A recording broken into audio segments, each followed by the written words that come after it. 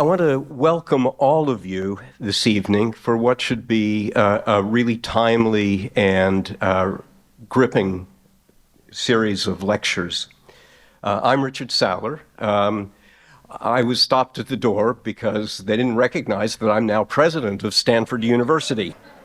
But anyhow, in that capacity, I'm delighted to welcome you to this year's Tanner Lectures. The Tanner Lecture Series was established 45 years ago by Obert Clark Tanner. He was a scholar, an industrialist, and a philanthropist with a special connection to Stanford. He earned his master's degree here in philosophy in the 1930s, and then taught religious studies at Stanford from 1939 to 1944, during which time he was also acting chaplain during the war era. He then returned to his home state, the University of Utah, where he taught for nearly 30 years. He and his wife Grace established the Tanner Lecture Series in 1978 as a way to, quote, contribute to the intellectual and moral life of mankind. Today, 9 institutions in the United States and the United Kingdom host Tanner Lectures. The lectures examine scholarship around human behavior and values. Lectures come from the fields of philosophy, religion, the humanities, sciences, creative arts, and learned professions. Appointment as a Tanner Lecture recognizes extraordinary achievement in the field of human values. So this brings me to Tommie Shelby, tonight's Tanner Lecture, and also tomorrow's and Friday's. Tommie Shelby is the Lee Simpkins Family Professor of Arts and Sciences and the Caldwell Titcomb Professor of African and African American Studies and of Philosophy at Harvard. His work focuses on a broad range of topics related to racial justice, economic justice, and criminal justice, and on the history of Black political thought. Professor Shelby's most recent book is The Idea of Prison Abolition. The book was co-winner of the Easton Award from the Foundations of Political Thought section of the American Political Science Association. Professor Shelby is also author of several other books entitled Dark Ghettos, Injustice, Dissent, and Reform, and We Who Are Dark, The Philosophical Foundations of Black Solidarity. He also co-edited To Shape a New World, Essays on the Political Philosophy of Martin Luther King, Jr., and Hip Hop and Philosophy, Rhyme to Reason. He was elected to the American Academy of Arts and Sciences in 2019. Professor Shelby is known to his colleagues as an intellectually generous scholar who is open to hearing many points of view. This evening's lecture, entitled How Racial Stereotypes Wrong, will focus on what's most morally troubling about racial stereotypes. Following the lecture, Professor Kwame Anthony Appiah, an ethicist, author, and educator, will provide the response. Professor Appiah is Professor of Philosophy and Law at New York University and Lawrence Rockefeller University Professor Emeritus at Princeton. Professor Appiah has written widely on philosophy of mind and language, ethics and political philosophy, and the philosophy of art, of culture, and of the social sciences. He has also written on literary studies where he focuses on African and African American literature and literary theory. He has authored more than 20 books, including Lines of Dissent, W.E. Du Bois and the Emergence of Identity, and The Lies That Bind, Rethinking Identity. For those of you who subscribe to the New York Times, you can't have missed the fact that he regularly on Sundays answers readers' questions about their ethical quandaries for the Ethicist column. Following Professor Appiah's remarks, he will join Professor Shelby in conversation, and together they will take a few questions from the audience.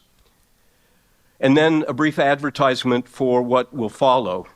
Tomorrow, Professor Shelby will offer a second lecture, Resisting Racial Stereotypes, and there, Jennifer Hochschild, the H.L. Jane Professor of Government, Professor of African and African American Studies, and Professor of Public Policy at Harvard, will give the response. Then on Friday, there will be a discussion seminar elaborating on the themes from the week's lectures. And then joining Professor Shelby for the seminar will be our own Lerone A. Martin, the Martin Luther King Jr. Centennial Professor in Religious Studies and director of our Martin Luther King Jr. Research and Education Institute, and also Brian Lowry, the Walter Kenneth Kilpatrick Professor of Organizational Behavior and founding co-director of Stanford's new Institute on Race. Both tomorrow's lecture and the discussion seminar will be held here in Encina Hall, and we'd like to have you join us. And I want to finish with our expression of gratitude. The McCoy Family Center for Ethics in Society and the Tanner Lectures Steering Committee who made this event possible. So please join me in welcoming Professor Tommie Shelby.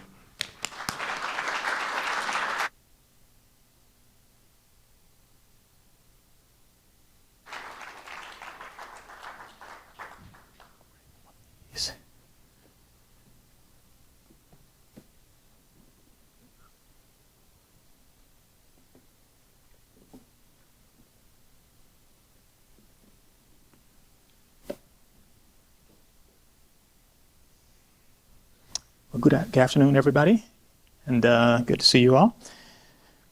And thank you, President Sauter, for that introduction. It's very warm and generous. I very much appreciate it. Also wanted to thank the Tanner Committee for inviting me to give these lectures. Truly an honor to be here and talk with you about these topics.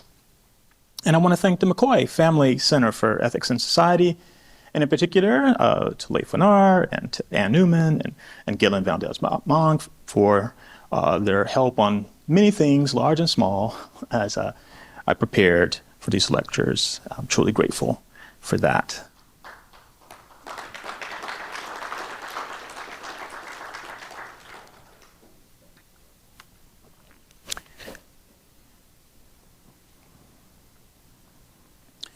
All right, so let's jump in. So it's not going to surprise you that I have some experience with racial stereotypes. Here's an example. So one evening, a few years ago, I was returning to my hotel room after giving a lecture at a college in a suburban town of Pennsylvania. It was maybe 9 o'clock. As I walked up the stairs, I could hear a woman saying goodnight on her phone on the landing. As I reached my floor, the woman, white, middle-aged, began walking towards the rooms off the hall. She looked afraid, glanced over her shoulder at me. I slowed my pace, walking several steps behind her down the corridor, looking down at my phone. So as it happened, I was staying in the last room on the right. Now, I don't know which room was hers because she kept walking and then almost running straight through the door marked exit at the end of the hallway. With the exit door ajar, she turned abruptly to see what I would do next. Our eyes met briefly. Then I opened the door to my room and entered. Now, I can't know exactly what this woman was thinking. She obviously thought I was a threat of some kind. But why? I wondered whether I should feel some kind of resentment toward her. Should I be aggrieved in some way? I also questioned my own conduct. Had I reacted as I should have? Maybe I should have said something to her, but if so, what? I've often thought back to that evening, to the woman's fear, and to how I did and didn't respond to it as I worked on these lectures. And in this first lecture, I'm going to examine what makes racial stereotypes wrongful. In the second, tomorrow, I'll address how the members of disadvantaged racial groups should respond to the wrongs of racial stereotyping. So that's the agenda. Now, stereotype is a belief about a socially salient group where the belief takes the form of a generalization. The term stereotype has, as you know, a kind of negative valence and connotation. So when you call someone or call a belief a stereotype, this is typically to criticize the belief in question.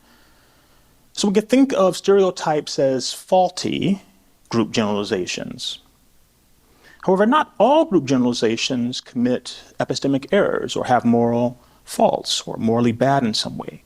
Not even all generalizations about racial groups. Considered a belief widely held and well known to be true that Black Americans generally prefer Democratic candidates to Republican ones.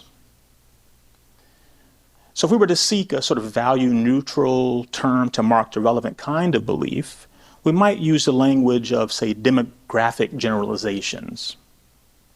Now, to think demographically is to think in terms of groups, the similarities and differences between them and how they change. Such thinking can certainly be done poorly and has real dangers, but I don't think there's anything intrinsically wrong with such thinking.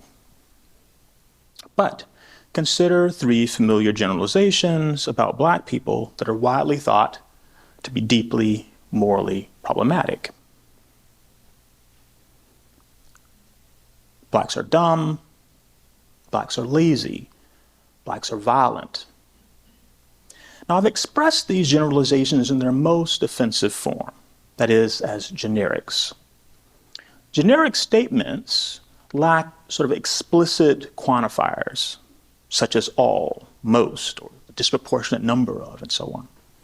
The 3 statements also have vague and highly emotive predicates. So without greater specification, it can be really difficult to say just what would have to be the case for any of them to be true, or what evidence you need to justify them or to disprove them. When someone asserts one of these statements, we might not be able to tell exactly what they believe. Stereotypes are often best interpreted as probabilistic generalizations rather than categorical generalizations.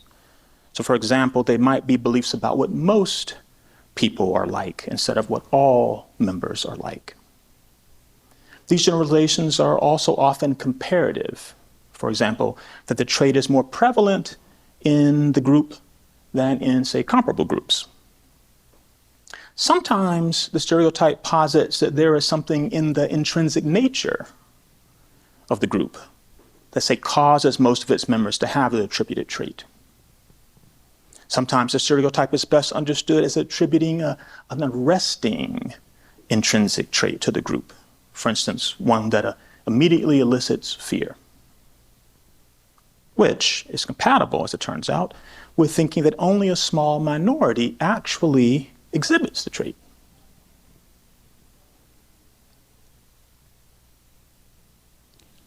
Like I go too far? No. Yeah. It's possible for a demographic generalization to be empirically sound, yet an inference about a group member that relies on that generalization may be faulty or morally troubling in some way.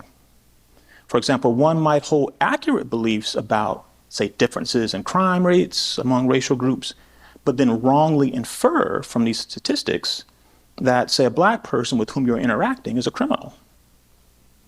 There's a significant difference between forming beliefs about a group and forming beliefs about an individual based on beliefs about a group to which that individual belongs.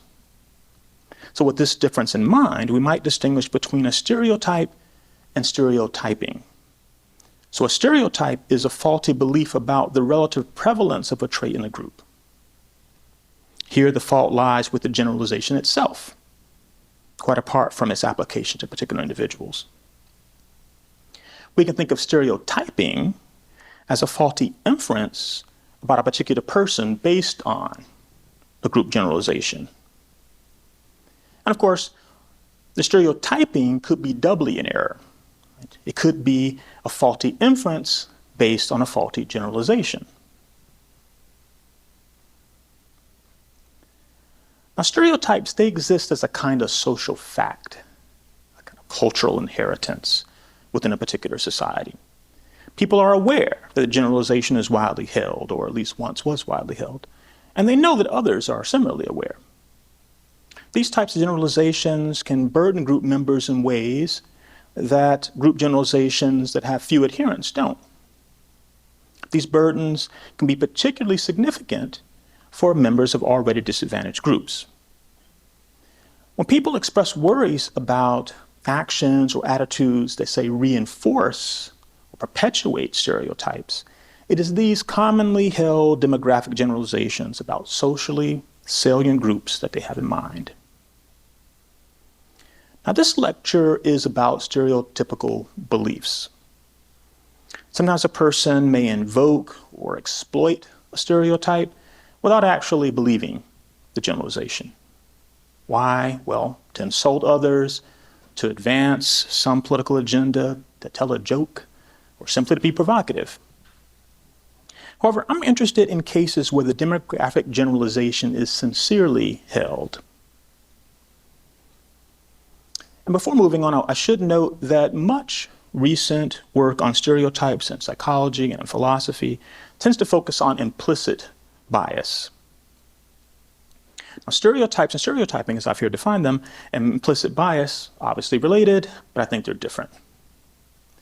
There's a conceptual and I think a moral difference between, one, believing that people in category C have trait T, and associating people in category C with trait T. Having an implicit association is compatible with sincerely rejecting the belief that C's have trait T. Unlike conscious beliefs, implicit associations are automatic, they're unintentional, they're not available by introspection. And implicit associations don't have the propositional structure that beliefs have, and so they're neither true nor false.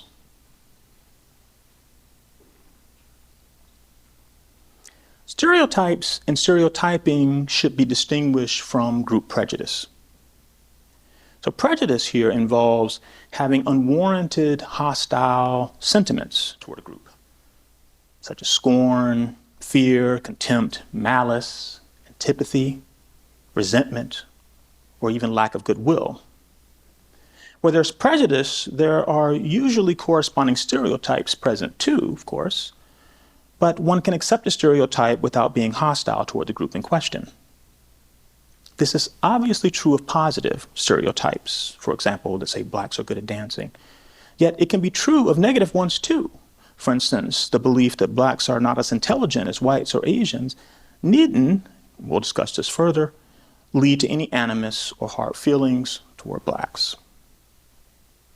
One can be hostile toward a group and rationalize the hostility with a derogatory generalization about the group. This is a common and familiar pattern, to attempt to justify the negative sentiments with generalizations about the group that make the sentiments appear warranted, justified in some way. The stereotypes are not the basis for the hostility in this case. Maybe the hostility exists because of some other, maybe unacknowledged trait that the group has, or maybe it's just mere envy. Maybe the group is just a target of some displaced anger, or maybe they're just functioning as a kind of scapegoat. Now, there is a sort of gray area here between some stereotypes and group prejudice worth mentioning. So some stereotypes imply a kind of negative assessment of a group. For instance, when an unflattering character trait is attributed to a group, like an unwillingness to work hard or tendency toward violence, this can look a lot like prejudice. This is obviously an unfavorable judgment, and such judgments are typically accompanied by at least sort of mild negative feelings toward the group in question. Yet there's nevertheless a difference, I think, between the negative judgment and the negative sentiments, even if in practice it can be very difficult to tell them apart.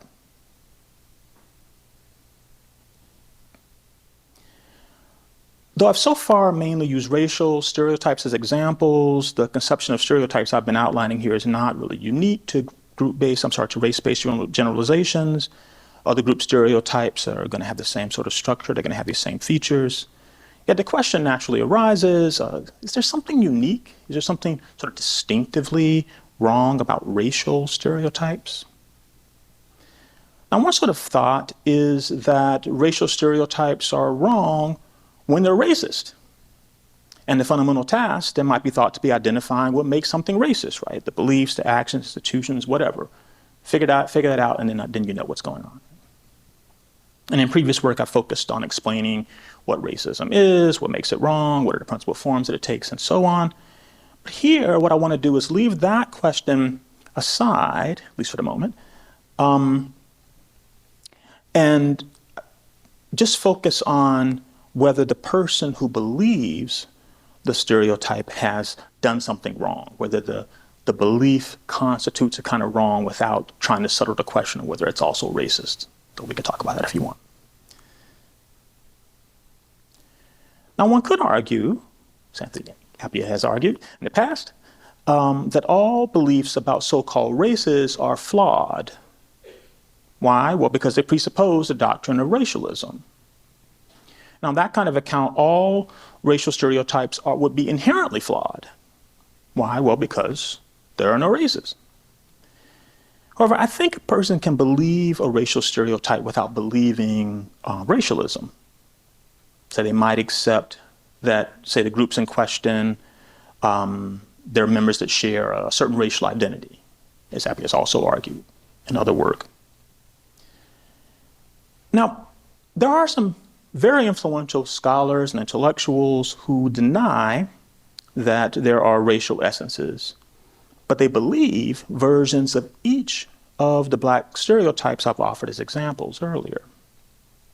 These writers, they seem to be content to say, while there are no racial essences that all members possess, they think that there are racial populations, Africans, Europeans, Asians, and so on, who have been reproductively isolated in the distant past and therefore have different frequencies in the incidence of socially relevant traits and tendencies, including with respect to cognitive ability, motivation for hard work, and violence.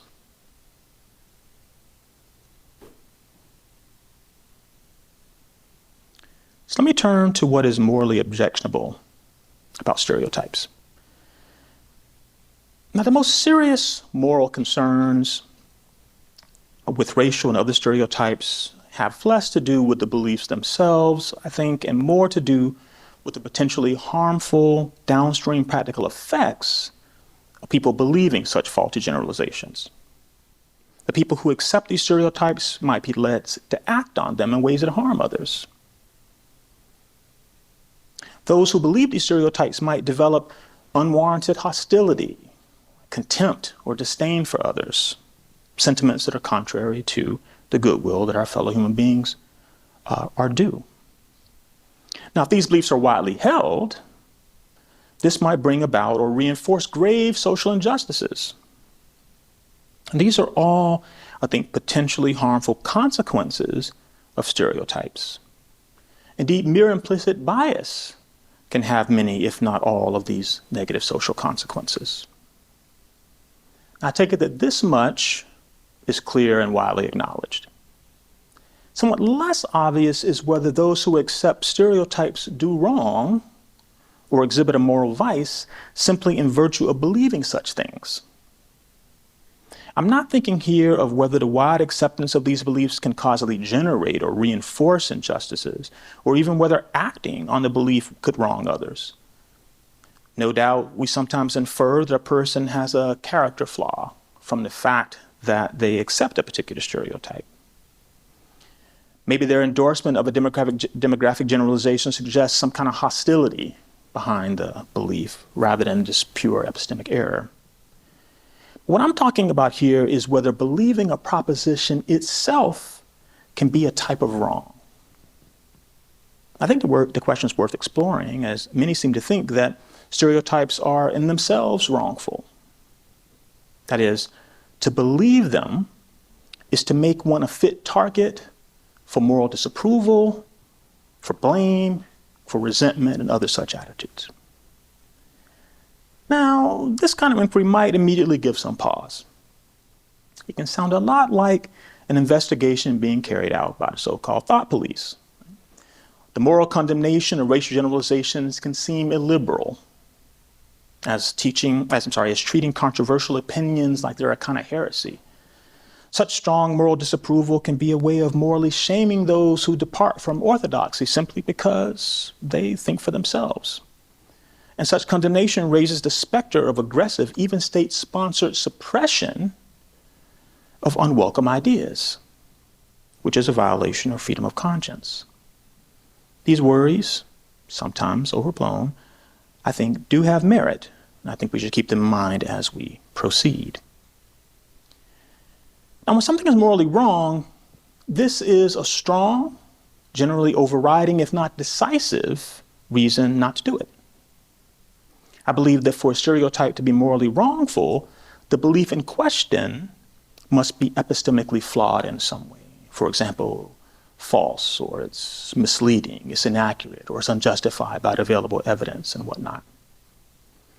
Now, some philosophers do reject this condition, and they maintain that even a true or empirically well-grounded stereotype can be wrongful. And I'm not going to take the time to try to argue against that view. But I'm just going to note that I'm doubtful that my possession of knowledge could wrong others. And I can't really accept that I have a duty to disbelieve something that I know to be true. Yet even if stereotypes always involve a cognitive bias or epistemic error, when persons are reproached for holding a stereotype, they're generally being morally criticized. The criticism is not just that they believe something that's false, right? It's not just that they've accepted the belief on insufficient evidence. We're all fallible knowers, right? We all believe many false things on shaky evidence, right? And that fact doesn't, nor should it, elicit kind of strong moral reproach and indignation. So when, if ever, are stereotypical beliefs an apt object of moral evaluation?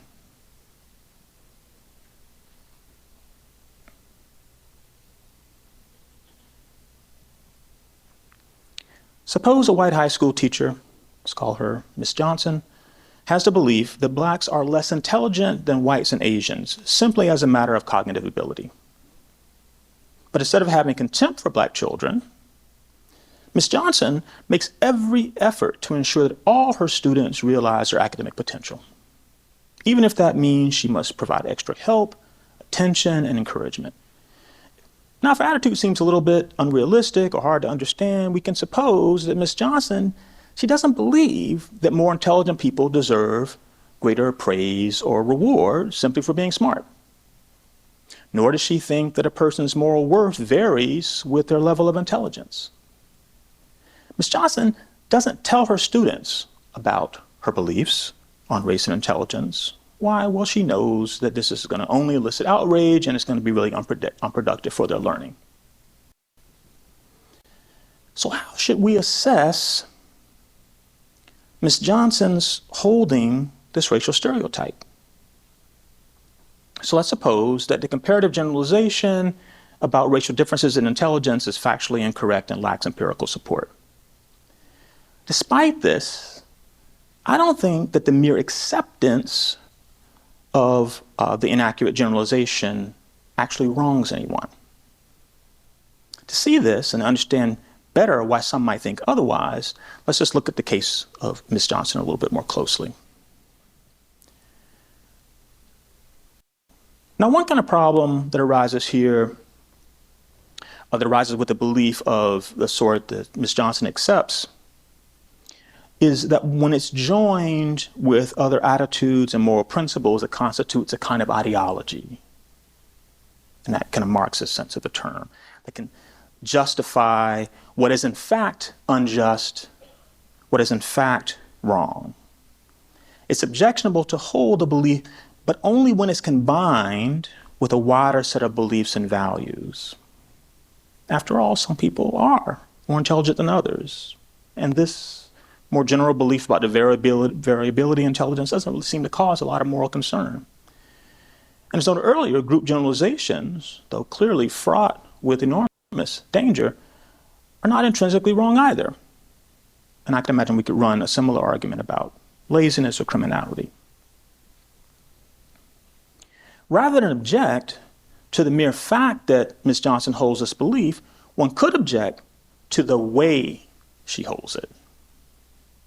If, say, she is dogmatic in her belief and so refuses to consider any contrary evidence, then her belief could be thought to be wrongful, to reveal a kind of moral vice in her. But if she's open to reconsidering her belief and willing to seriously countenance counter evidence, then her belief, though perhaps still false, still unjustified by the available evidence, would not be wrongful and wouldn't be a moral vice. In his insightful analysis, the philosopher Lawrence Blum focuses on this dimension of stereotypical thinking. So he argues that when a person is in the grip of a stereotype, they tend to be resistant to evidence against a generalization. They hold the generalization in a kind of fixed and rigid manner. They don't appropriately update their beliefs in light of contrary evidence. And this, he maintains, is the critical difference between stereotyping a group and merely making false generalizations about it. Now, in this kind of account, the moral flaw is not in the belief per se. The moral failing is in the person who believes it because of the way the belief is held. Now, one reason to focus on evidence resistance as the mark of wrongful stereotyping is because, as Gordon Allport argues, it's a reliable sign of prejudice. That is, antipathy for the group, which the generalization merely rationalizes. So it's not the stereotype that produces the hostility, but the hostility that engenders the stereotype. But even if Miss Johnson is rigid in her beliefs, which she might be, prejudice is not the explanation. She doesn't have animus toward her black students or any of her students. On the contrary, she's actively trying to promote their welfare. If Miss Johnson is emotionally invested in seeing white people as intellectually superior to black people, well, then this could lead her to maintain her belief in the stereotype even in the face of contrary evidence. This disreputable motive would be, I take it, sufficient warrant to condemn her for embracing this stereotypical belief. However, again, Miss Johnson, by hypothesis, does not think people merit praise or rewards for being smarter than others. If the way she holds her belief is wrongful, then it's got to be for some other reason. Prejudice and ethnocentrism, these aren't the only explanations for why some people handle evidence poorly. There are other forms of what psychologists call motivated reasoning, biased reasoning, typically unconscious, that leads persons to stubbornly embrace particular conclusions. People can be reluctant to change their minds if the new conclusion is going to be experienced as unpleasant or dissonant in some way. For instance, the new conclusion might threaten their self-image. It might threaten their sense of the legitimacy of their lifestyle and so on. And there's also, of course, confirmation bias, the tendency to process new information in a way that favors one's pre-existing beliefs. Merely admitting that one was wrong can be experienced as unwelcome dissonance, and so can lead to a kind of evidence resistance. So what should we think about racial stereotypes held because of the influence of these sort of mundane cognitive biases? And once made aware of such bad habits of mind, I take it, should be on the lookout for them in ourselves, right? We should attempt to correct for them in some way. We should do our best to try to be dispassionate, try to be impartial when we're assessing evidence that might contradict things that we're already inclined to believe.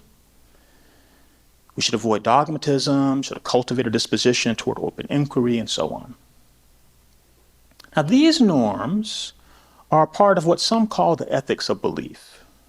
They're among our responsibilities as knowers. And these norms are, I think, especially relevant when it comes to stereotypes. Whatever norms constitute the ethics of belief, they don't require, at least on my view, that one believe any particular factual proposition. They certainly don't require that one believe something that one knows to be false or to disbelieve something that one knows to be true. There's no assumption here that one can believe at will. Rather, what the norms do is they require us to cultivate certain habits of mind, a discipline, a carefulness when forming beliefs, engaging in inquiry, making logical, causal, statistical inferences, and weighing evidence and arguments. Now, some people would say that accepting and abiding by such norms, that's just what it is to be a rational believer. Others might insist that observing these norms is a kind of self-regarding virtue, a way of avoiding a life in bad faith. Perhaps these claims are true. But what I'm going to do is emphasize something different. I like to endorse the compliance with these and other ethics of belief norms for a different reason, and that's because I think it's something that we sometimes owe to others. In a democracy, I think it's reasonable for citizens to expect their co-citizens to take due care in the formation and upkeep of their beliefs about matters of public concern. This epistemic responsibility is like the expectation that each acquire an education up to a certain level and stay reasonably informed about public matters. As democratic citizens, we make decisions together about our common life and laws, with far-reaching consequences for everybody in the polity and sometimes for people outside of it. These would be better decisions, be more rational, better informed by facts, if people handle inquiry and evidence responsibly. The ethics of belief is not then merely a matter of personal virtue, nor is it purely self-regarding. Some dimensions of the ethics of belief are, I think, a matter of civic virtue and political ethics. And these and similar norms of what I'm going to call here the political ethics of belief. Now, I focused on potential moral objections to accepting stereotypical generalizations about racial groups in particular. Such generalizations can be epistemically flawed in lots of different ways, even when they're not categorical but merely probabilistic. A comparative generalization of the sort that Ms. Johnson accepts, that blacks are less intelligent than whites and Asians, can of course be false, misleading, or unsupported by available evidence. But even if there were a version of the generalization that had empirical support, say based on tests that purport to measure cognitive ability, the application of the generalization to specific persons would raise moral concerns. That is, stereotyping individuals who represent moral wrongs that cannot be reduced to the moral objections against stereotypes as demographic generalizations. We should look to the inferences that Ms. Johnson might make about her black students from her more general beliefs about race differences in intelligence. Again, such inferences are often epistemically unjustified. Reasoning from traits to from group traits to individual traits, many perils lie there, set with numerous pitfalls. For instance, Ms. Johnson might conclude from relatively small differences in average test scores that her black students have very limited cognitive ability, or that every black student in her class is less intelligent than every white or Asian student. Now, these inferences would be invalid even if her more general belief were true. But it's the fact that she might arrive at a false or inaccurate belief about an individual the only problem here. Whatever group generalizations we accept, appropriately recognizing the possibility of being wrong about any particular individual in the group, that's imperative. Such recognition affords members a sense of individuality. We each have a reason to resist being submerged in a sea of group generalities, right? To reduce to the social categories that we may belong to. Now, this needn't be because we regard ourselves as one of the exceptions or anything, right? We might be perfectly fine with being affiliated with the group. We might even cherish being affiliated with the group. But most of us still don't want our individual identity, what makes us unique and irreplaceable, to be lost.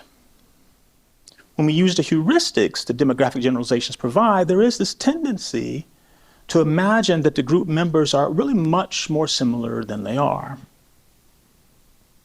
And I think we should be on guard against the cognitive bias of viewing group members as interchangeable or homogeneous. This too should be a component of the political ethics of belief. Nevertheless, Ms. Johnson could fully recognize the individuality of her black students and yet conclude here from statistical data on race differences and intelligence that they have cognitive deficiencies. That might help if we just sort of look at things from the point of view of her black students. So suppose they knew of her views. Would they have grounds for thinking that she wrongs them in virtue of what she believes about them? Well, she clearly could wrong them because of how she acts toward them in light of what she believes about their ability. And they might also blame her for any unwarranted negative attitudes that she has toward them, like contempt or condescension. And the students could morally object to the irresponsible way she holds her belief, say she holds it dogmatically or uncritically in some way. But does her mere belief about their ability wrong them? Sharpen the issue a bit, I want to distinguish between two different senses of belief. So to accept a proposition, P, is to take P for granted in reasoning and practical deliberation, and to have dropped not P from active consideration.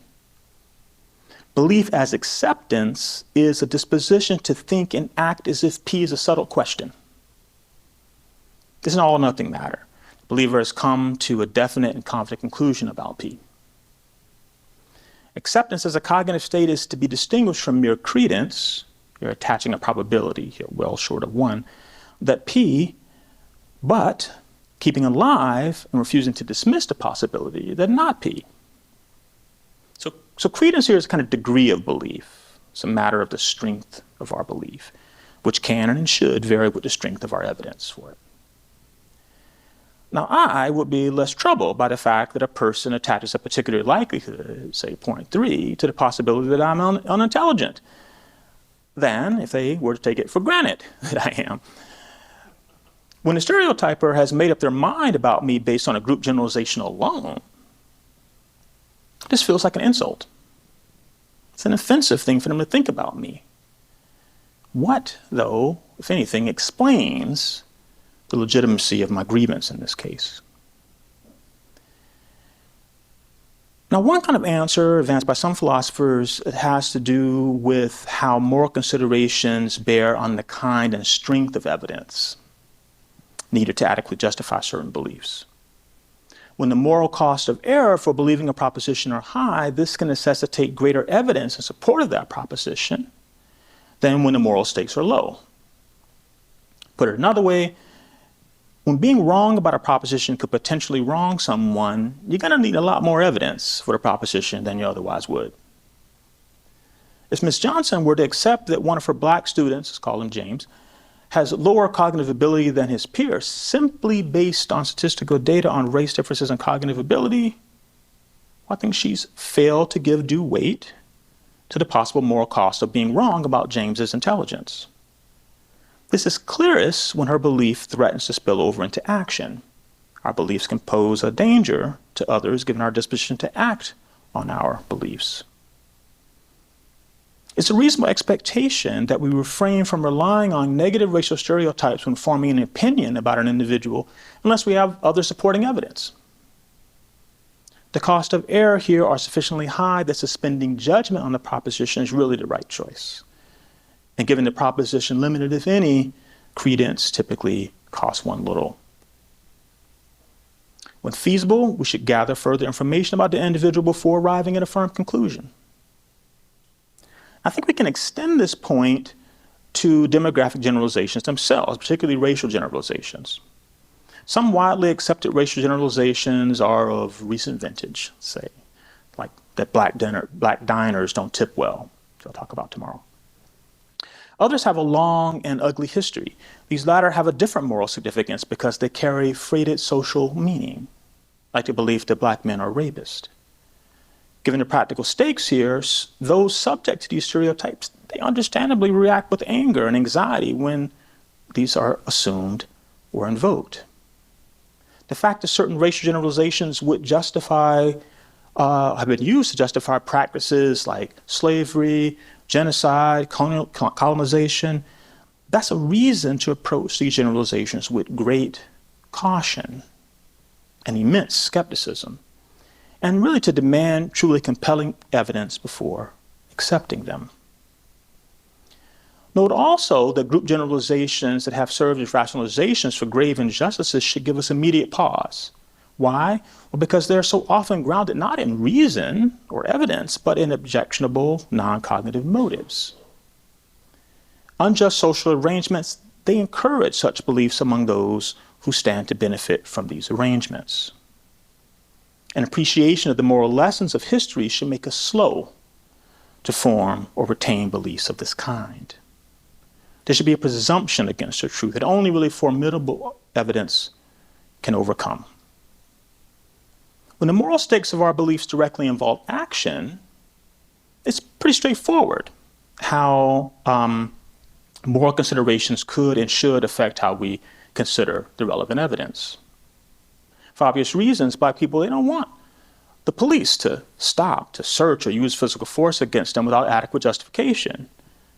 Things are less clear, however, when the moral stakes are a matter of the content of the belief itself, where the risk of moral error is in thinking of another in a way that one ought not. Should Black people care, from a moral point of view, what a cop thinks of them if there's no threat that the cop is going to act against her interest? That's part of the question I'm trying to figure out. Sometimes the content of another's belief disrespects us in a way that is dehumanizing or demeaning. For instance, where I think we are each owed respect as persons, here as self-conscious, rational, moral agents. When others fail to recognize that we're capable of reasoned autonomous action, they don't merely believe something false about us, but can be said to wrong us, even if they don't mistreat us through their actions. This, what some people call recognition respect, perhaps the minimum we can ask of one another, is something that all persons, regardless of their race, are entitled to. This kind of respect was lacking when, for instance, many believed that Black people were incapable of democratic self-government. Beliefs of this sort were really common during the eras of slavery and Jim Crow. They are somewhat rare today. Contemporary racial stereotypes usually fall short of such deeply dehumanizing ideas. They don't fail to acknowledge the rational agency of Blacks as a group. More often what they do is suggest that a negative trait is more prevalent in the group than in other such groups. The trait isn't said to be present in all members of the group, and those who are said to have the negative disposition, like laziness, irresponsibility, criminality, are still thought to have the basic capacity to act contrary to that disposition. Today, there are few who would maintain that Black people, like non-rational animals, act only from habit or instinct, rather than from reflection and moral judgment. We often form beliefs about individuals that are unfavorable or unflattering toward them, including beliefs about their intelligence, their work ethic, or tendency toward violence. For instance, we think that the person in the checkout lane is an asshole. We think that the passenger you sometimes see on the bus ride home is a dangerous individual, and that the neighbor's gardener, kind of creepy. We're, of course, sometimes mistaken. Might be too quick to form a judgment about the person's character. But these negative opinions, they don't in themselves seem to wrong these individuals. Beyond a certain minimum threshold, I don't think we can reasonably demand, at least not on moral grounds, that relative strangers not form unfavorable opinions of us. Now, we sometimes make similar negative judgments about groups, including groups that are so large that it's not really feasible to personally know everybody in it. These judgments are sometimes morally benign, I think, at least close to it. So consider these commonplace generalizations. Men are obsessed with sex. Capitalists are greedy. Politicians are dishonest. Again, perhaps these generalizations, on any reasonable interpretation, that they're false. Perhaps they're inaccurate. Maybe they're unjustified by the available evidence. But would accepting them be morally wrong? I'm sort of doubtful. Let's compare them, though, to these familiar generalizations. Black people are impulsive. Women are emotional. Homeless people are lazy. Now, I think we all would agree that the B generalizations are more troubling than A generalizations. Yet I don't think that's because it's wrong to regard a group as impulsive, emotional, or lazy, but permissible to regard it as sex-obsessed, greedy, or dishonest. So I think the trouble has to lie elsewhere. Both sets of generalizations are commonly held, and I think probably epistemically flawed, in addition to being unqualified and frustratingly vague. But set B are about disadvantaged groups, vulnerable to mistreatment.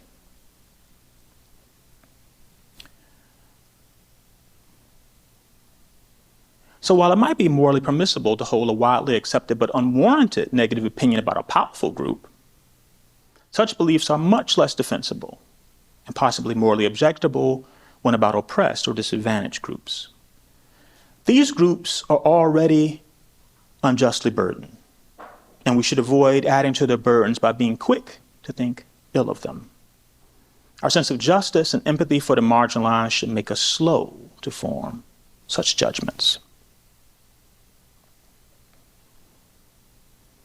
Now, certain types of relationships require those in them to regard each other, that is, to think of each other in specific ways.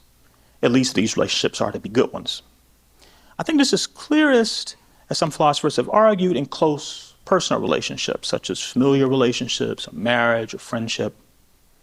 On the version of this view that I would defend, the norms governing close personal relationships require that we be charitable in our interpretations and assessments of our significant others. We should be disposed toward a favorable view of our children, of our spouses and friends, especially of their abilities and character, making a special effort to see them in a positive light.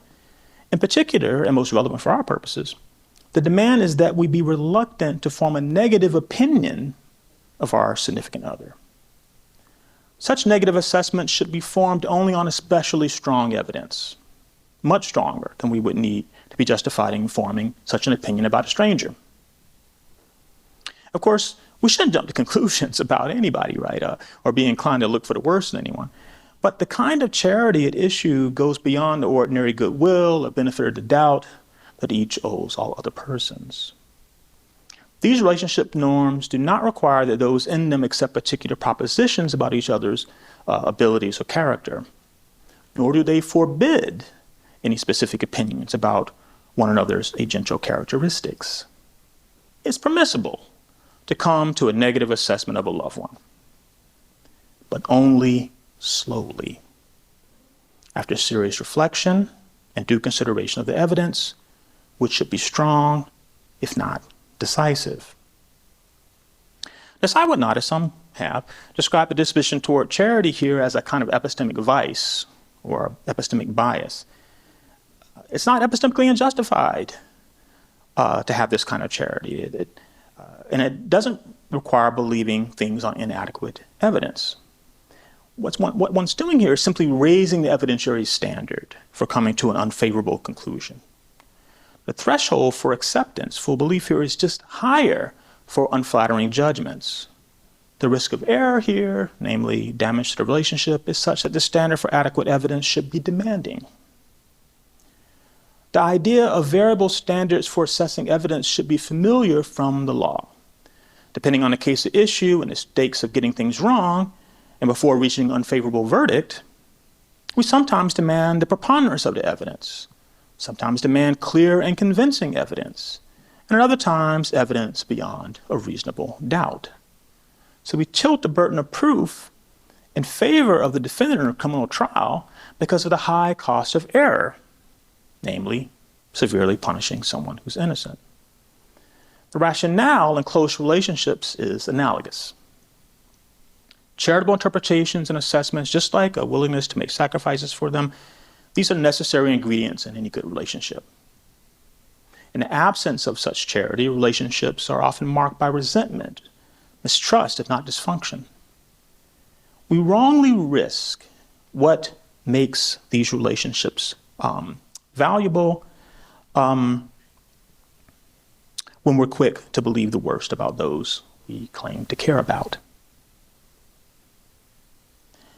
It's reasonable for our significant others, in this case, to demand such charity from us, which I think is just another way of saying that we owe it to them. Now, this norm governing beliefs in close personal relationships should be understood as part of the ethics of belief. The normative requirement to cultivate and maintain certain charitable dispositions when forming and updating our beliefs about those with whom we have close ties.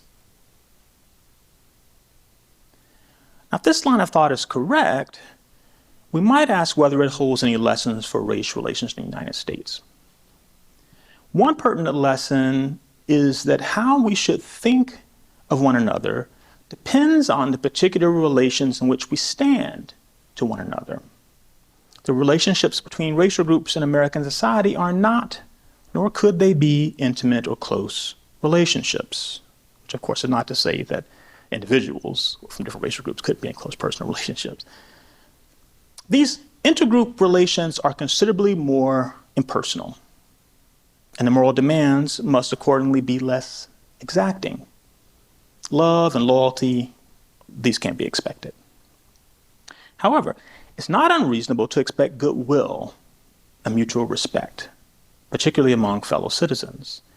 And yet these are, sadly, often lacking between members of different racial groups. Race relations, though improved from earlier eras, are still marked by too much mistrust, resentment, and recrimination. When relationships are sour, there's a tendency for those in them to think the worst of each other, to look for damning flaws. In such cases, even the benefit of the doubt, normally accorded to strangers, is not extended. The different racial groups in U.S. society cannot expect to develop or maintain a relationship characterized by goodwill and mutual respect if one or more groups are quick to form negative judgments about the others. The political ethics of belief have pertinence here, and I think should be a component of any attempt to repair race relations in America. Now, to be clear, I'm not calling for U.S. relationships to be like friendship or familiar love. But conscious charity and a high evidentiary standard are called for when considering generalizations about the abilities and dispositions of racial groups, particularly when a negative assessment is a possibility. The political ethics of belief counsel restraint and careful thought before coming to a negative judgment, because the moral risk of error is, among other things, continued or worsened racial division. Now, this imperative, I think, applies to all groups. Those seeking racial reconciliation should not be hasty when forming judgments about whites either. For example, being swift to draw the conclusion that a white person is a racist. If there are at least 3 relevant asymmetries that suggest that even greater care should be taken before accepting negative generalizations about Black people and other stigmatized ethno-racial groups. And I'll close on this point. First, as noted earlier, disadvantaged racial groups are still vulnerable to severe mistreatment because of their race. Negative stereotypes about them are among the unfair burdens they carry. One should take care not to needlessly add to this burden by making negative judgments about these groups.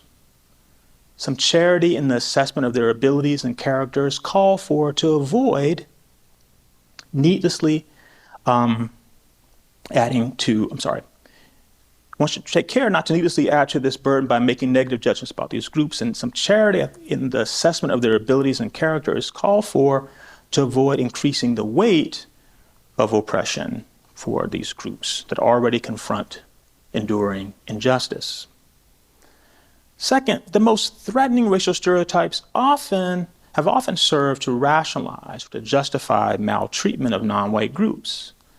And this fact alone should make us skeptical about the accuracy of these generalizations, for the distortion of social reality has so often been the very function of such beliefs. And finally, the racial stereotypes that are most widely held today support the idea that current racial disparities, say in wealth or educational outcomes or employment or incarceration rates, that these are the result not of historical or enduring injustice, but of the shortcomings of certain non-white groups. Because these generalizations support the conclusion that no further redress for racial injustice is needed, those who stand to gain from the racial status quo should suspect motivated reasoning in themselves. Accordingly, and here in keeping with the political ethics of belief, I think they should give these racial generalizations great scrutiny before accepting them. With that, I'll stop. Thank you very much for listening. Professor Shelby's discussion of stereotypes and the wrongs they cause epitomizes the characteristics, I think, of the best contemporary ethics and social philosophy.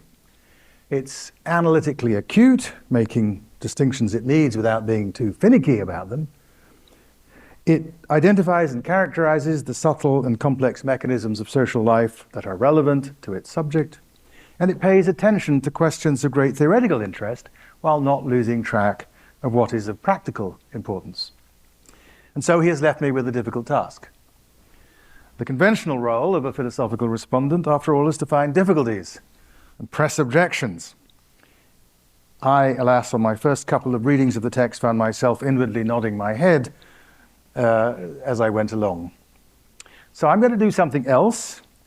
I want to pull out a set of connected issues raised in the lecture, since, as I'm sure he agrees, there is plainly much more to be said, and we would all, I am sure, like to hear him say some of it. So I want to start from Professor Shelby's list of, and I quote, 3 familiar generalizations about black people that are widely thought to be deeply morally problematic. 1, blacks are dumb, 2, blacks are lazy, and 3, blacks are violent. And as he said, I have expressed them in their most offensive form, that is, as generics. Well, these thoughts are indeed tragically familiar, and they are indeed most offensive. Professor Shelby identifies some of the reasons why. For example, the predicates are vague and emotive, and their truth conditions are unclear enough that it is hard to say what it would take to confirm or refute them. But there is a logical problem with generics that I will argue helps to underline his conclusion that they are especially troubling. And the centrality of generics in his account of stereotyping, which I think is perfectly correct, makes it important, I think, to think about some of these difficulties. Now, uncovering logical difficulties often begins with the truth conditions of sentences. But I'm a skeptic about attempts to assign truth conditions to generics. And I don't, alas, have an account of the state of a speaker's attitudes and beliefs whose occurrence is both necessary and sufficient for a competent speaker to assert one sincerely. Turns out that the semantics of generics is a very difficult subject, and I don't know of an adequate account of them. Still, whatever account one gives of the semantics of generics, it's semantically acceptable, as Professor Sarah Jane Leslie, whom he cites, pointed out in a dissertation on this topic that I had the privilege of examining once. To assert, it's permissible to assert a generic claim, as Tommie also pointed out, of the form X's are F, sincerely, when hardly any X's are in fact F. Consider one of her examples. Mosquitoes transmit West Nile fever. How many people think that's true? Splendid. In areas where mosquitoes do in fact carry the virus, typically less than 1 in 500 mosquitoes are infected.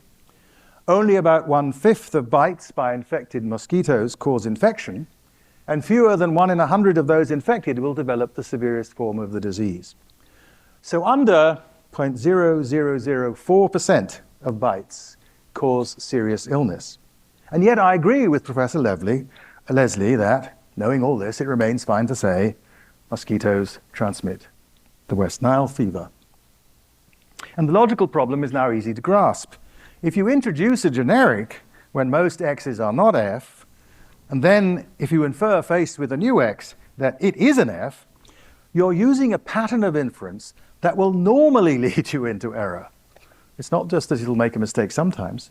You've got to be mistaken. Most of the times you make an inference of that sort against that background. This is presumably what happened in that hotel corridor in suburban Philadelphia. Whatever evidence that white woman had about black propensities to violence, It not only led her into error when she inferred that this particular man posed a danger, it would have led her into error when almost all the black men she ever met. Given that this is so, it is clear why, as Professor Shelby put it, when someone asserts one of these statements, we might not be able to tell exactly what they believe. It's not just the vagueness of the predicate, it's the unclarity about what warrants such claims of this form, even if the predicate is as precise as possible. And the resultant propensity of generics to lead us into error is substantial.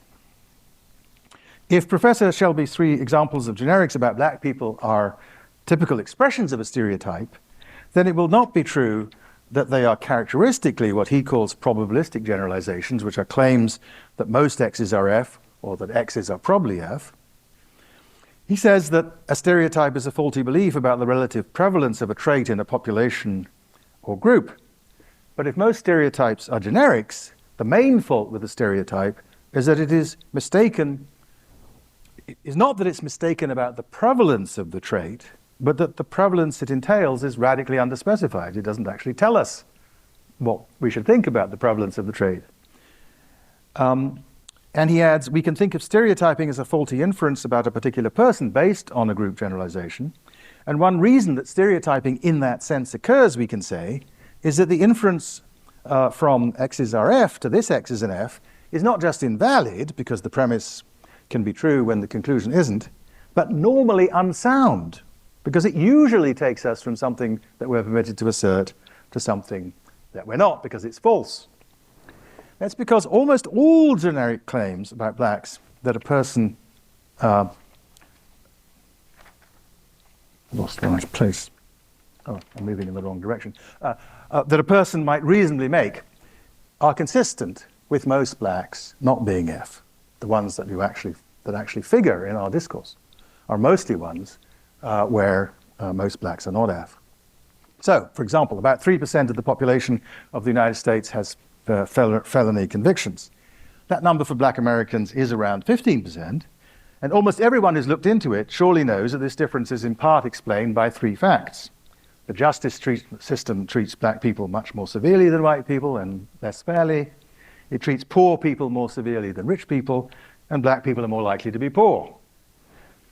But let's ignore that and just conclude on the basis just of these numbers that black people are 5 times more likely to commit felonies than Americans in general. It remains the case that more than 6 out of 7 black people are not convicted of felonies. Unless you believe that our justice system ignores most crimes, generic claims about black criminality are going to lead you astray if you infer on their basis that the black person facing you is a criminal. Simply put, the fact that we can assert the generic blacks are more likely to be criminal is consistent with the overwhelming majority of blacks not being criminal. All right. Against that background, it's natural to insist. I want to make a point about some of the things that Professor Shelby said about the difference between epistemic and moral criticism of beliefs, which will get us back to generics. It's natural to insist that criticism of beliefs should focus either on whether they are justified by the evidence available to the believer or on whether they are true. Criticism of beliefs, that is, should focus on their epistemic deficiencies, their deficiencies qua beliefs. Professor Shelby discusses the possibility that we can criticize a belief morally, but unlike some recent writers, he concedes that it must be a necessary condition of stereotypes being morally wrong that the belief in question is epistemically flawed in some way, I'm quoting, e.g. false, misleading, inaccurate, or unjustified by the available evidence. One corollary of this is that we shouldn't be subject to moral criticism for having a true belief for which we have adequate evidence. It cannot be a moral duty not to believe what we have the best epistemic reasons to believe. I agree with Professor Shelby about that. But given our discussion of generics, I want to ask whether we cannot offer a moral criticism of the mental state that corresponds to assenting to a generic sentence, precisely because that state is not really a belief in the relevant sense. That is, there's a sense in which generics don't express beliefs, they express an attitude which I think is, as it were, intrinsically defective.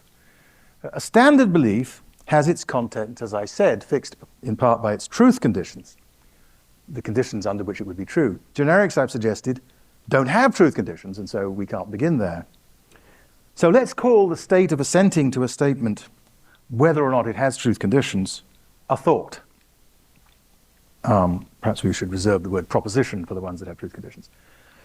Whatever we call the state of assenting to a generic statement, the most substantial kind of epistemic criticism of a thought as untrue is only reasonable to the extent that the thought makes a claim on the truth. And the only claim on the truth that X is RF clearly makes is that some X is RF. And I think it's also clear that there must be other conditions on sincere assertion of a generic. Otherwise, you could assert the generic X is RF in any case where at least one X was an F, and that doesn't seem, that would make generics even less useful than they actually are. And as I said, I don't know what the further conditions on generics, on the semantics of generics are. But what is important for our purposes is that there may be an objection to storing information in generic form, having generic, what I call thoughts in my jargon, because doing so is likely, for the reasons I pointed out at the beginning, to lead one into error. Now, that error in question is an epistemic error, as Professor Shelby insists. It's the error of inferring that this X is an F from X is RF when the grounds you have for asserting X is an F are insufficient. X is RF is insufficient to support believing that this X is an F. But I want to say that there can be a moral reason to pay special attention to not having thoughts of a certain form where, as with racial generics and gender generics, the erroneous inferences they are prone to justify are likely to have the morally bad consequence of disadvantaging members of an already disadvantaged group. This is in line with what Professor Shelby was suggesting. So you don't have to be a so-called doxastic voluntarist, someone who thinks that we have control not just over what evidence we acquire, but also over what we believe on the basis of that evidence. You don't have to be a doxastic voluntarist to think that we do have some intentional control over the form in which we store information in our heads.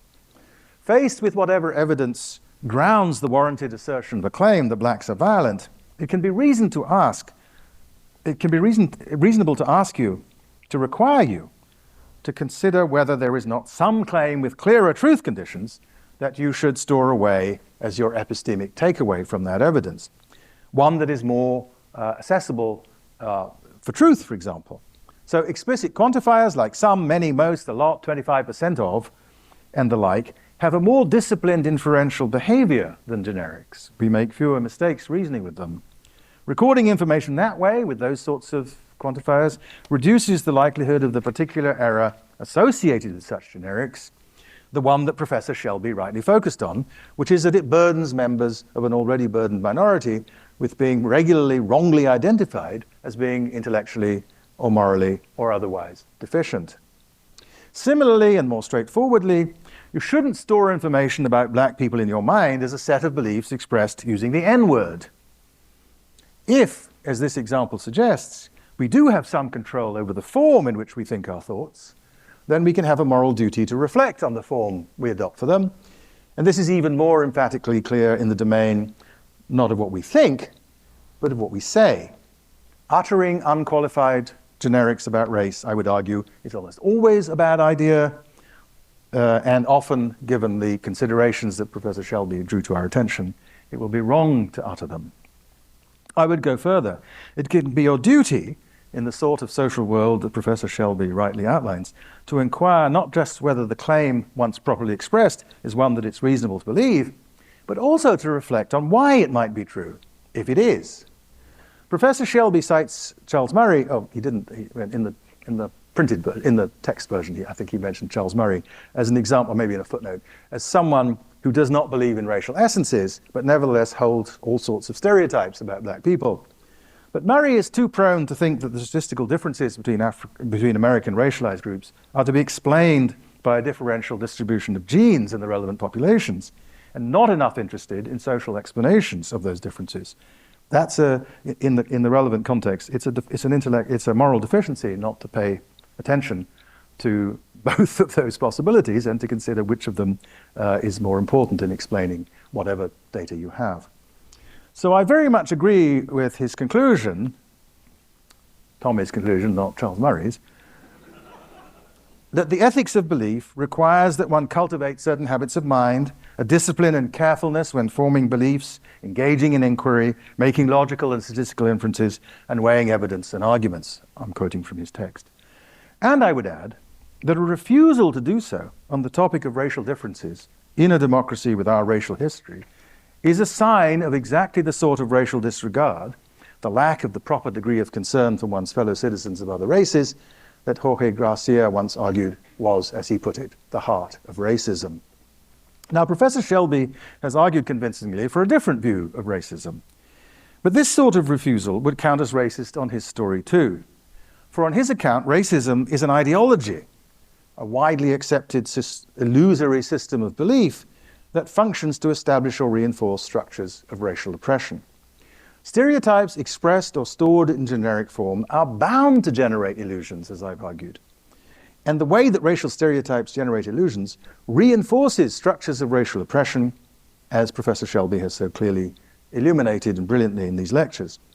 So maybe the idea of a thought police is troublesome, as Professor Shelby concedes, but there is nothing wrong in asking people to police their own thoughts.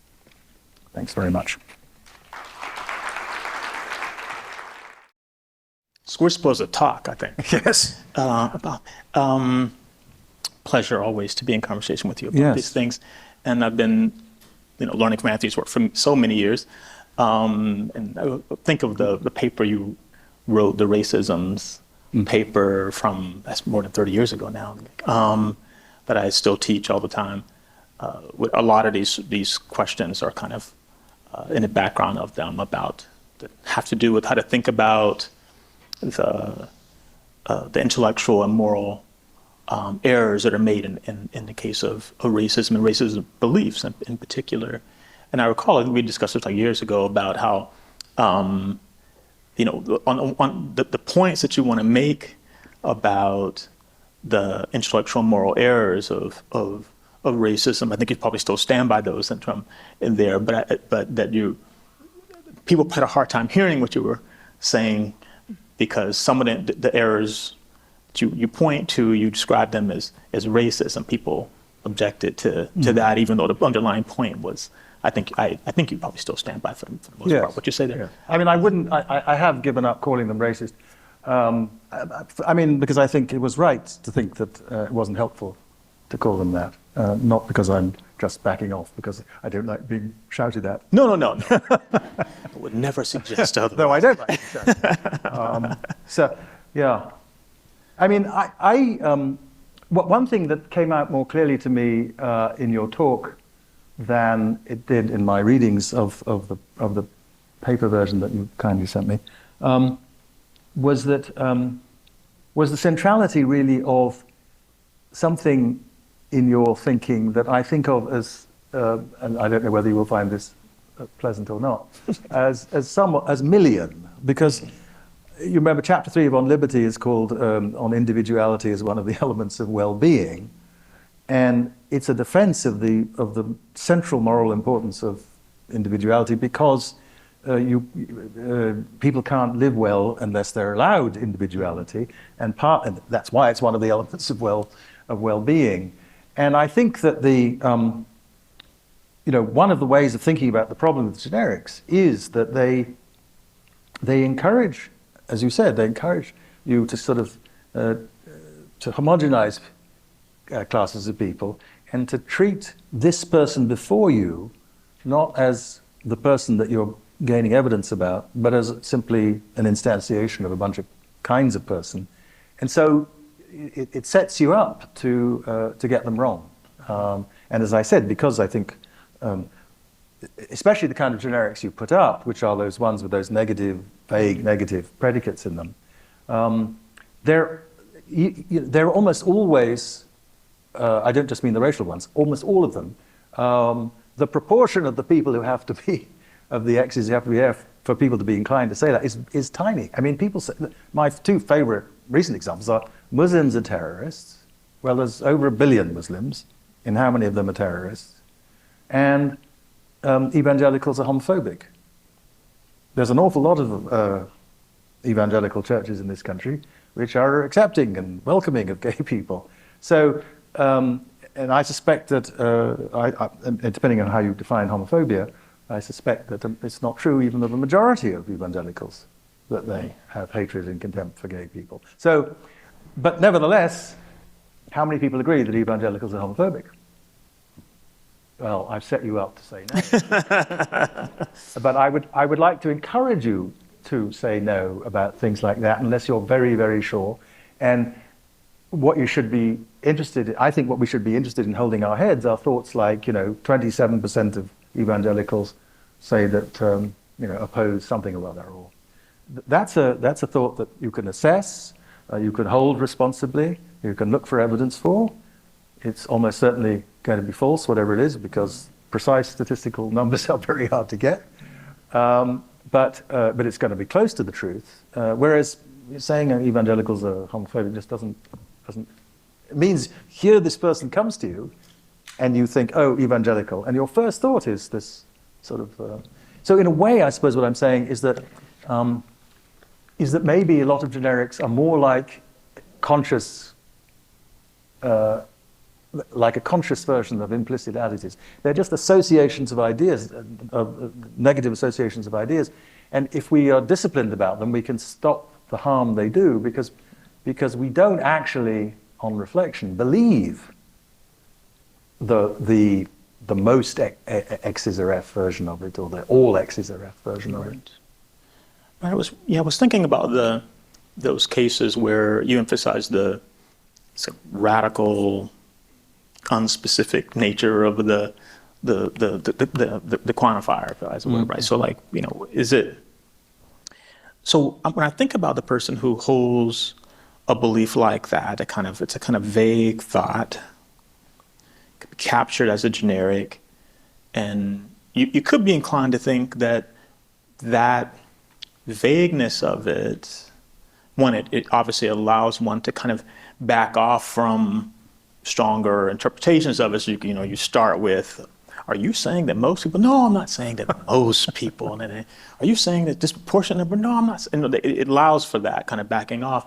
But I also wonder whether this partly has to do with the question of the relationship between prejudice and stereotypes. A little bit I've been trying to think through. Whether the fact that it's so unspecific about what proportion of the group are you saying have this trait is probably a good sign that prejudice or ethnocentrism is kind of operating, and that it's not they are making. I'm not saying they are making an intellectual error. I'm not saying I'm making an intellectual error, but just wonder, like, so there's those kinds of cases where you might think, well, they've got this hostility towards a group, and you can explain however you want to explain why they have hostility towards a group, and they're invoking this generic claim about the group as a kind of way of making it seem like a sensible thing to think. Except when pressed, they have to kind of back off. And part of when I think about that kind of case, and I wonder what you think about it, that are we dealing in those kinds of cases that you are drawing attention to cases that are best kind of understood as some other form of, or some form of group-based hostility or animus that might have an explanation that lies elsewhere. That's right. And that's why that it takes the form that it does. Yes. In that vague. I wonder if you think that's. I think that's. I mean, you mentioned Gordon Allport's work on prejudice, which is. I still think, I mean, that book is a 1950s book, but it's still a very good book. Still very worth reading. So you mentioned this point that it looks like the willingness to assert or to think generically these sort of generically negative thoughts is itself a sign of hostility. So it's an indicator. So one reason why we worry about people who say these things is not really, as it were, because of what they're saying. It's because what we think it shows about them, namely that a disposition to say things like that is strongly associated with a tendency to have negative feelings and about a group. And in general, negative feelings about racial groups are unwarranted. They're our fellow citizens or whatever, or fellow citizens of the world, and having a sort of generalized hostility towards them, or contempt for them, or disregard for them, violates that fine principle that you mentioned, which is that we have a duty of a sort of benevolence, goodwill towards everybody. This, I think, is the great insight of Confucianism, right? That Ren, benevolence, is something we owe to all under heaven, as Mencius would have said. So it's morally wrong to fail to live up to that, and the assertion of a generic is usually a sign that you're in that morally wrong condition. I mean, that's neither of us, that's awful, but I think it's right. Yeah. Maybe follow up on the point about, Charles Murray. I sort of read his most recent book about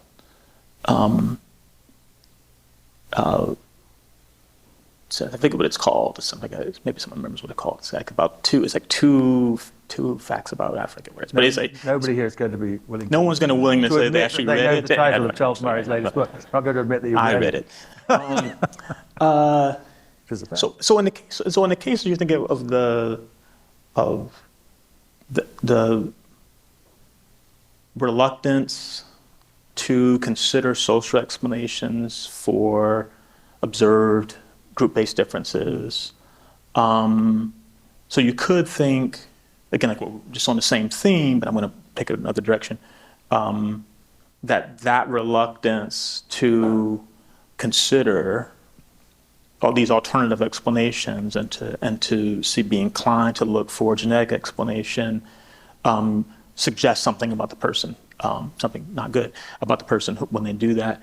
And I was sort of thinking about, so like in the case of scholars, intellectuals, well, this is their job to kind of think through these things and be serious and disciplined about it. And you could kind of say this is a real moral failing on their part when they don't think through those.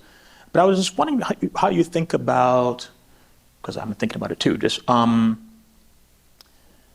that sort of failure to, on the one hand, I want to say there's clearly an inclination toward a kind of motivated reasoning. Some people want to think that, we're done with the problem of race, and they know that there are these racial disparities, and they don't want to say that requires yet more action to deal with it. They're inclined to say, no, it's fine. So it must be something to have to do with the people who are disadvantaged, maybe a problem with them, some shortcoming on their part. So you can see how one might be inclined toward explanations of that sort. So I don't want to deny that might be operating too. Like, why not consider these other explanations and give them weight? But I also wondered, how to put it, how much of this is kind of intellectual laziness, if you want to put it that, right? I mean, so there's like, on the one hand, there's prejudice, motivated reasoning, other kinds of things that kind of interfere with us living up to our responsibilities as rational knowers, right? And then there's just sort of the failure to exemplify these, intellectual virtues that are just really common. Yes. In all kinds of domains, right? They're just not really thinking about it that much. Oh, they should, I want to say. They should think about it more. I mean, I don't think there's kind of some way setting up what I'm going to talk about tomorrow. I don't think that it's easy to tell, or that we wouldn't even know how exactly to figure out, well, what proportion of the people who are inclined to accept these kinds of faulty generalizations, that the best explanation of what's going on is some kind of prejudice or ethnocentrism, and how much of it is a kind of intellectual laziness on their part to kind of think through these things. Like I say, I do think I hold scholars, intellectuals, journalists to a much higher standard, but sort of like an other ordinary people, just how to think about it. Because in a way, part of the question of what's the right response to the problem of racial stereotypes partly depends on that. Partly depends on Or what you're dealing with here is it just group-based hostility that's rationalized in these ways, right? And maybe the approach to that is different from the kind of ways I'm going to suggest, versus the kinds of cases where people are literally making a number of intellectual errors and being kind of lazy, if you like, about thinking through things. I just wonder if you have thoughts about it, because the thing I've been thinking about, because I think that the question of what resistance you should take partly depends on how you sort people who hold these kinds of views. I think that's right. I mean, I guess one difficulty is that,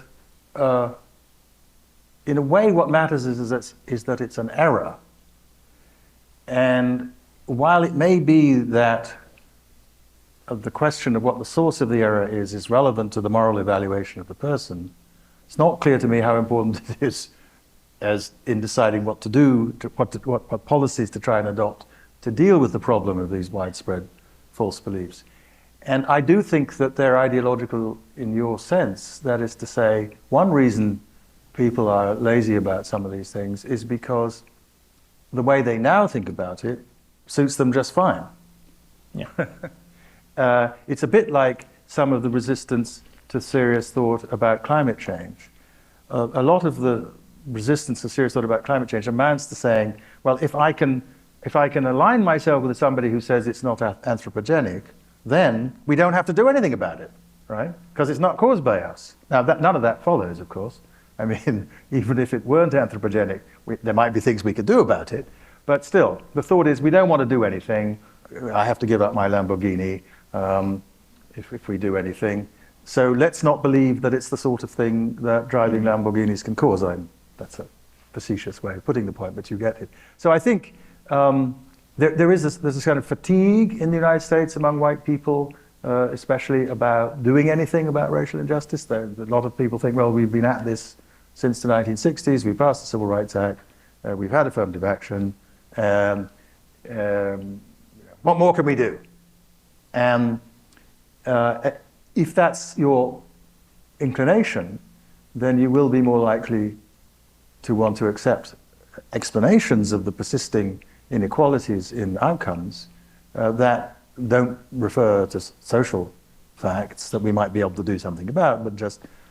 now again, I don't think any of that follows, because suppose it were the case. It is the case that there are differences in whatever the genes are that have something to do with expressed intelligence in human populations. It's not the case that everybody comes into the world with exactly the same ones, and no doubt there are groups where there are small differences between one and the other, or maybe big differences. I don't know. I mean, if you take if your group in question might be some group that is regularly shows up as intellectually disadvantaged, maybe there is something to it. But still, what follows from that? If people are intellectually disadvantaged by their genetics, surely what follows is that they need special help in developing intellectual. We can't just leave them alone.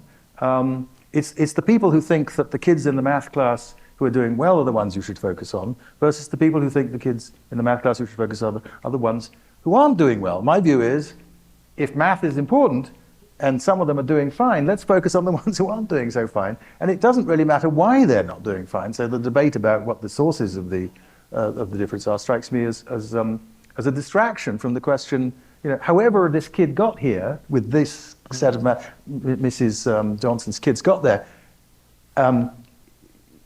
if they have difficulty with mathematics, let's focus on them. The ones who are doing fine in mathematics will do fine.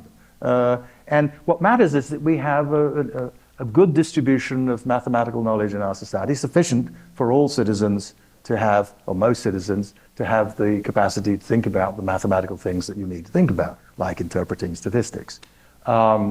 I mean, as citizens, we need to be able to think about those things. So if I got probability theory very easily, then my teacher should have been focusing on the people in the class who didn't get probability theory. And if I didn't, they should be focusing on me, I think. So, but a lot of the background discussions about causality here presuppose something about what would follow if various causal hypotheses were true that doesn't seem to me to follow at all. If we care about cognitive equality, then if people come into the world differentially equipped for cognitive tasks, then we have to focus especially hard on the ones who come in less cognitively gifted. Now, I don't happen to think that that's, I don't share the sort of, I'm skeptical about a lot of the evidence in this area, but, and I think it's very hard to tease out social versus genetic causality, much harder than I think people have been inclined to assume, especially because to the extent that there's any genetic components to any of these things, it's going to depend on huge numbers of genes, typically. And so, and the effects of any particular gene are going to be a tiny part of the explanation of anything. So anyway, sorry, I'm rambling. But, but anyway, what it suggests to me, I mean, just to make the main point, which is your point, is that a lot of this is ideological in the sense that it's serving purposes to think in these ways. And what's lazy is the people who don't want to think in new ways because they're engaging in a kind of motivated reasoning where they say, well, if we have to think in that new way, we might have to do something that we don't want to do. And I think it's sort of sad to accuse lots of your fellow citizens of thinking in that way. And I don't mean they get up every morning and think detailed thoughts of this sort with an agenda. But I think when they do turn to thinking about it, the temptation is to just go along with what suits. And often what suits is itself the product of a history of ideological stuff. I mean, this is of course one of the things that Du Bois thought about a lot. I think Lev is giving us a cue. Yeah, I think we're way over our time, actually. So discipline, please. I'm the faculty director of the Holy Family Center for Ethics here at Stanford, and it's time for us to welcome your questions.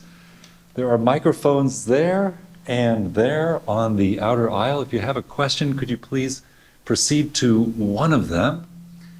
We have until 7 o'clock when Professor Soller will conclude the evening and invite us to the reception over there.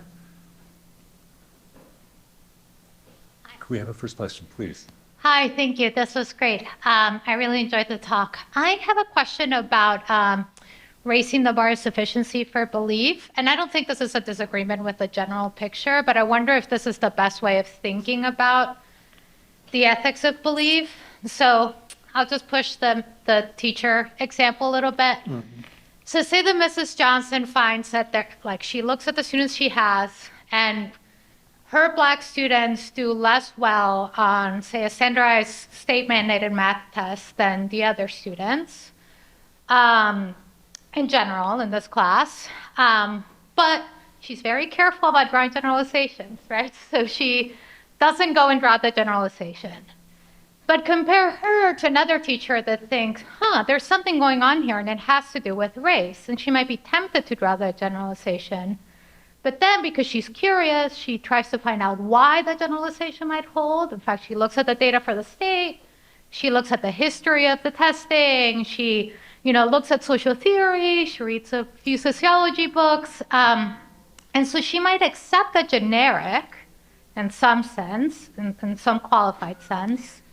But she has a theory of why it holds, this kind of social explanation that might make us think that in a way she's doing better by the standards that you want to hold for the politics of belief than the one that fails to draw the generalization.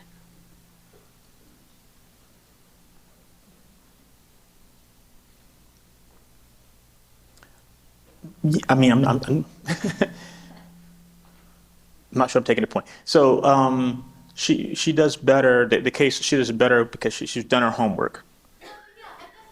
And maybe another way of putting this question, just more generally, is that if you think that the standard for making generalizations should be higher if you're careful in the way that you explained, a lot of social science that might be really informative that we might believe and take on in order to fully understand the ways in which racial categories work and how they have historically operated, there might be some generalizations there that we should not accept, perhaps?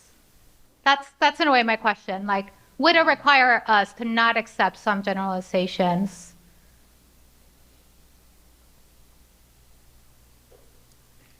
Can I just make this? I mean, I think it's important to distinguish. Generics are one kind of generalization. Right. And in order to sort of consider your case, we have to decide what the second person's generalizations actually look Right, like. about, say, the achievement gap or like how people of different gender or race do on certain tests. You might think that some of such generalizations are really important to get the right social But the theory. question is whether they are best expressed as generic. Generics, yeah. I mean, sorry, one question. There are many questions. Right. One question is whether they're best expressed as generics, and whether the discipline that we should ask of people is to be skeptical about generic claims, to accept that there are true statistical generalizations, and to try and find out what they are, to think about why they're true, but not to hold in your head, on the whole, sentences of the form blacks are or whites are, because they just, even if sometimes they'll, of course, a false belief can play a role in a piece of reasoning which has a true conclusion. So it's not that they'll never put you in the right position. It's Right. just that they tend not to, and there are other thoughts you can have that don't have this particular danger, like, most, or many, or a lot, or a few, which have more disciplined semantic behavior. I mean, I can give you truth conditions for a few X's are F. I mean, provided X and F are terms of the right sort. Oh, I won't go for it because see, there are a lot of people and we went on too long. Great, please. Hello? Oh, yeah, it works. Yeah, in the ethics of belief, I was really curious on how the agent's positionality affect or interact with these ethics. So for Ms. Johnson, you mentioned that she accepts a certain belief, and then immediately after, you said she treats them in a way to support their potential. But if she accepted a certain belief that was essentially delimiting their potential, that then feeds into possibly contributing to the perpetuation of the belief that she accepted. And the same thing could go for the other, in parallel, just to kind of push it a little further, supervisor of an employee, blacks are lazy. The supervisor has now accepted that belief. The supervisor will treat black employees potentially with disrespect or less reward, and see quote unquote evidence of laziness. And then police officers, I think blacks are violent. So the position now, what I'm pointing out is just the positionality in addition to these ethics of belief, I think just ripples out more wrongness in a way, because there might be a higher degree of centrality for some of these agents who accept these beliefs. And I just wonder, how does that interact with what you've discussed today? Sure. I mean, I went probably quickly over this point. I mean, I take it that people largely agree about the potential harmful consequences of believing these things, including how believing the things might lead you to act in ways that lead to further instances of confirming the thing that you believe. So I agree with all of that. I take it that that's something that is pretty widely accepted. I mean, what I was trying to figure out, a lot of people, when they hear someone express a racial stereotype, like this kind of group-based generalization about a group, they immediately react with condemnation or strong disapproval, and seem to think that the fact that the person believes that constitutes a kind of wrong. And I was trying to figure out, what is that? Well, I take it that it's broadly agreed that if people were to act on the belief in certain ways, that could be wrongful. And it might even have the effect, as a number of social scientists have tried to show, that people can act in ways, because they hold a certain, they can act in ways that reinforce the behavior that seems to confirm the very thing. So I agree with all that. I mean, I was trying to ask a question, maybe it seems not that important, and I emphasize that these other questions are more practically important, but I think not puzzling. The puzzling thing was to try to, for me, was to try to figure out, like, what's wrong with this thinking like that, apart from how you might act on the beliefs. That was what I was trying to explore. Thank you. Hi, extraordinary lecture and fantastic comments. My question has to do more with the lens of the philosophy of social science. And I was wondering if you think that we should extend this kind of principle of charity, benevolence, and higher threshold for belief acceptance to sociological, demographic, maybe perhaps even philosophical research, and in the sense that if there has to be perhaps different levels of, or the amount of evidence that needs to be provided to come up with any kind of statistical group conclusions should be higher, and whether, if this is so, if it should be based upon the same political ethics of belief, or if it should be based upon other, principles of epistemology and something of that sort. Thank you. Oh, interesting question. I'm inclined to say yes, and maybe even go further in a way, just because, in studies of that sort, where a lot of people might read and cite and be inclined to think, oh, this has been shown.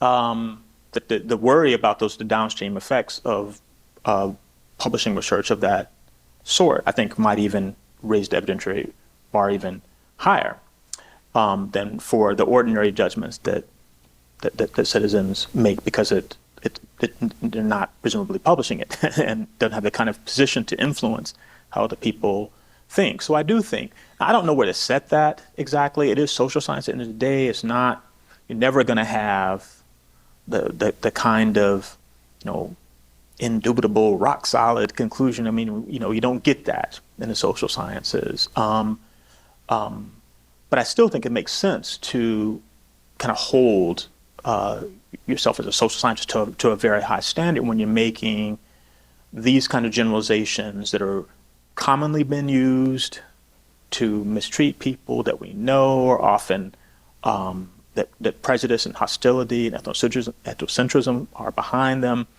to just be careful about asserting claims of that sort. Indeed, to be careful about accepting, in the sense of acceptance that I mentioned, just treating it as a subtle question without having given it the kind of due concern and holding yourself to a very high epistemic standard. Hi, this is a question for the Miss Johnson example. Everyone loves Miss Johnson. Let's say in Miss Johnson's case, what if her Black children or students start doing well, better than her white student? My question is, how do we convince Miss Johnson to take a more charitable viewpoint instead of doubling down on her bias and jumping to conclusions that may be, okay, well, maybe this student is lucky, or maybe this student is receiving extra help, and doubling down on her bias that even though she is helping these students, that there is somehow still disadvantage, and that they can't exceed to the next level. Like, for example, for the mosquito example, if you experience mosquitoes like for a whole year and you never receive, if you never receive the virus, like, am I still going to believe that I am safe from these viruses that are that I can get from mosquitoes? Yeah, I mean, I'm going to talk about this at length tomorrow. I hope you can come. But just a quick thought. I mean, there are a lot of strategies that people use and certainly have been used in the Black tradition to kind of respond to these things. And some of those I'm going to talk about tomorrow that have to do with the ways in which we try to, whether it's debunking these kind of mistaken beliefs with research and informed criticism and science, whether it's trying to familiarize people with public education efforts about just the wide variety of people in these groups and the various things that they achieve so that people are more informed when they may be studied from, to how we in our interpersonal interactions can at least upset the easy assumptions that people make about how we act ourselves as members of the stereotyped group. So I do want to talk about that. And I mean, this is obviously a made-up example, and it is meant to try to think through some of the issues. I mean, if it turned out that Ms. Johnson is not open to these forms of evidence that are being put before her, right? Just kind of like digging in and being really dogmatic, we might suspect that there are other things that are going on, right? We might suspect that it's not just a kind of epistemic error on our part or just a failure to attend to the evidence, but that maybe there's something else going on contrary to the hypothesis that I was suggesting. So I was using it to kind of think through the kinds of objections you might have in this domain. And I do think that, where this is a discussion we were having earlier about, you might do something different if you thought that what's behind the judgment is something like a kind of irrational ethnocentrism or something like that, right? Than if you thought this is a person that's really is making an error. They've read some papers and they think they are entitled to this conclusion, but in fact are not. You respond to that somewhat differently. That's the idea. Thank you. Final question. This will be quick, thanks. I actually don't know if this is a clarificatory question or a challenging question, so maybe you can tell me. But so I'm thinking about the section of the talk about acceptance versus credence, and it seemed like an element of your diagnosis of what was wrong with stereotypical belief is that it's acceptance, that in this sort of flat-out belief sense. And I wonder what the argument is for that, because it seems to me that there's going to be lots of cases where I'm really disturbed by stereotypical credences. So if somebody were to say, I merely have a high credence that this person is lazy, or that seems to me, I mean, it makes my skin crawl in many of the same ways. So I'm wondering if it's what this has to do with credence versus acceptance. Oh, good, thanks. So I didn't want to say, I didn't mean to say that if you had a credence that there's no problem. I just meant to say it was less of a problem. So in the case of the acceptance, partly because when the person is taking the proposition for granted in reasoning and practical deliberation, then you can see obviously why you would be more concerned about it, but that I would be less concerned, like if they attach some presumably low probability that you have that some person interacting with has the relevant trait, that might be less worrisome, and partly going to depend on